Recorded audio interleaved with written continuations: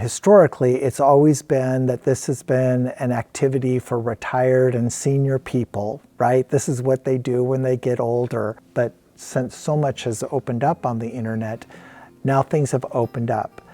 And we have companies that promote the information like Ancestry and Family Search and 23andMe and these big companies that promote that information.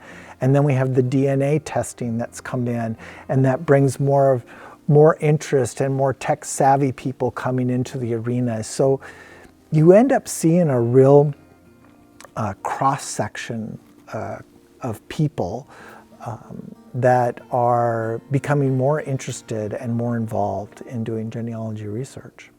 Another really good resource though, and I have to put in a little plug for our genealogical and historical societies.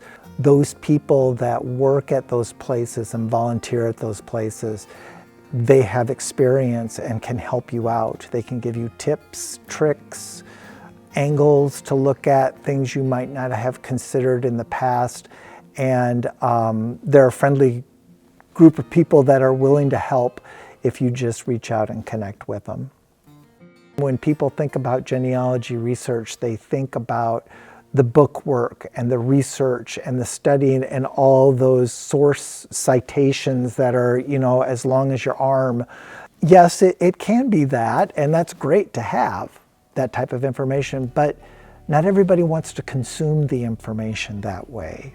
I've helped families put together a couple of cookbooks, and they collect family recipes, and then in there we insert some charts and some old photos and that type of thing to give some family history relevance to it. I've helped people organize scrapbooks and picture books, of course. There's also some other gift ideas where you can maybe have little cameo pictures of different family members, and then they had a wall sculpture of a tree that they hung these little cameo pictures on there. Some people want it in the form of maybe a short story, or maybe it might be, I've heard of a person in their Christmas card or their holiday card putting a little something at the bottom. Did you know Uncle Alvin was in the Marines? Let me know if you want to know more. So, of course, there's oodles of stuff on the internet, right? And I use Google a lot to find things on the internet. But of course, not everything is digitized and not everything is on the internet. That, like I was saying, there could be those items that are locked up in someone's attic or in their basement or something like that. There might be things at a county courthouse that could help you with your research. And they don't have any money to do the digitization, so you have to go and do the boots on ground work.